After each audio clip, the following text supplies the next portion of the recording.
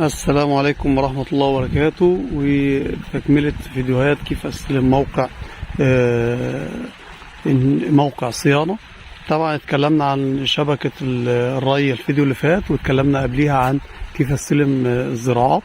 تمام. فالنهاردة الفيديو ده هنتكلم على كيف استلم خطوط التنقيط او خراطيم التنقيط. طبعا اول حاجه لو انت عندك شيب دروينج للموقع اللي بالنسبه لخطوط التنقيط، فبالتالي انت عندك المساحه اللي موجوده، وعندك تصرف كل رشاش موجود عندك، كل نقاط موجود، فبالتالي بتحسب كميه الميه اللي موجوده عندك وانت استخدمت ايه والكلام ده كله. تاني حاجه زي ما حضرتك شايف كده، المنظر او الخبره العامه بتقول ان النجاطات هنا في الصف ده شغاله وكويسه وتمام، بسبب ان الزراعات كلها تقريبا في نفس الحجم، فبالتالي اكيد واخده ميه بنفس الجوده، بتاخد خدمه بنفس الجوده، فبالتالي اعطيك بورها كده بديهيه ان نفس الحوض الميه واصله فيه وتمام وزي الفل. فدي بالنسبه لك انت بتشوف بس الخراطيم موجوده، بتشيك على الميه، بتاكد ان مفيش خراطيم مخرومه، بتاكد ان مفيش اي قطوع في الخراطيم. لو انت عندك المواصفه فيها ان الخراطيم دي مثلا 30 سم، فتتاكد ان هي 30 او 50 سم ان كانت موجوده. دي باختصار بالنسبه للتنقيط. طبعا التنقيط فيه نوعين، او في جزئين من التنقيط.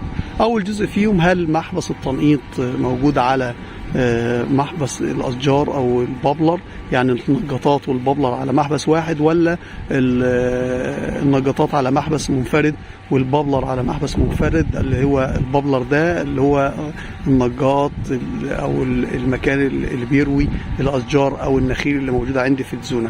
فبالتالي لو هم كل واحد منفرد، فتتاكد انه مفصولين عن بعض، فتشغل محبس التنقيط لوحده وتشغل محبس البابلر لوحده وانت بتستلم، بحيث ان نفس محبس البابلر لو مربوط على محبس التنقيط تاخد بالك ان دي ملاحظه، وتتاكد ان البابلر موجود او غير موجود تحت كل شجره. فبالتالي مهم جدا انك تعرف البابلر موجود ولا لا. دي اول نقطه بالنسبه للخراطيم او استلام الخراطيم. طبعا في اماكن بتبقى فاضيه، فالاماكن الفاضيه دي تتاكد ان فيها مخرج او فيها على اللوحه فيها او ما فيهاش. تمام. بالنسبه للبابلر زي ما حضرتك شايف دي شجره، فبالتالي البابلر اللي موجود عندها تمام بيبقى موجود مثلا بابلر 25 جالون، دي عشان شجره 25 جالون. هنحسب الجالون باللتر، هنعرف ان احتياج الميه دي النخله 60 لتر ميه، فبالتالي تقريبا يعني 60 لتر عند 2.1 بار، او لو نخله هتبقى 50 جالون.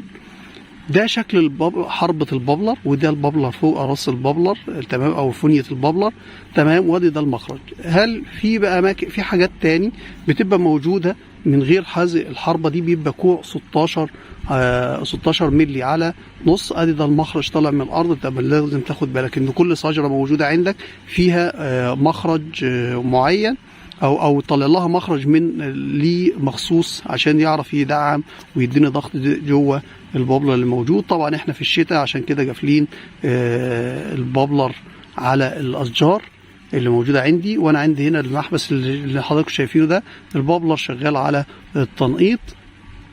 فمهم جدا انك تاخد بالك من دي. لو كل منفصل فلازم تتاكد ان البابلرات منفصله عندك. الخطوط البابلر او خطوط التنقيط بتبقى نوعين، في نوع منهم يعني مستقيم، وفي حاجات بتبقى لها رنجات موجوده، وفي بعض الاشجار بيبقى حاطط رنج خرطوم، يعني خرطوم نجاط وحاطط عليه نجاط خارجي، فلازم تاخد بالك منه جدا جدا جدا ان كانت الحاجه دي موجوده، فتتاكد من وجودها. طبعا بالنسبه للحرب التثبيت اللي هي حربة تثبيت الخرطوم تمام، لازم تتاكد في اولا حربة التثبيت زي ما اتكلمنا قبل كده في فيديو الخامات. دي كده حربة تثبيت تمام. في حربة بتكون مهمتها ان هي تثبت الخرطوم، ان لما يجي يعمل عمليات الصيانه بيبقى الخرطوم ثابت معايا في مقايسات بتقول لك ان حربة التثبيت بتكون على 3 متر، حربة التثبيت بين كل حربة والتانية في الخرطوم في 5 متر، في 6 متر، على حسب الحوض وطول الحوض، وعلى حسب كمية الببلرات اللي موجودة، وعلى حسب الاستشاري اللي موجود. هو يقول في استشاري يقول لك كفاية مثلا على 7 متر، في استشاري تاني يقول لك لا زود لي شوية خليها على 4 متر، خليها على 5 متر، وهكذا. فدي لازم تاخد بالك منها بالنسبة لخراطيم التنقيط.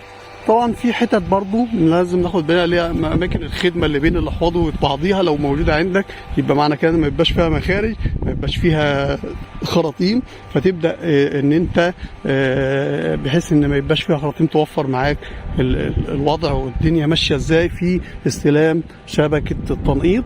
طبعا المفروض تاخد بالك من مساحه الحوض، تشوف الحوض مساحته قد ايه وهل مناسب مع المحبس ولا لا، وده طبعا بيكون انشائي شويه، ولكن انت بتضيفها كملاحظه ان الحوض مثلا مساحته اكبر من التصرف بتاع المحبس. لو محبس 1.5، محبس 2 بوصه، محبس 1 بوصه، فلازم بتدي الحوض مساحه اكبر من اللي موجوده عندك. شكرا والسلام عليكم ورحمه الله وبركاته.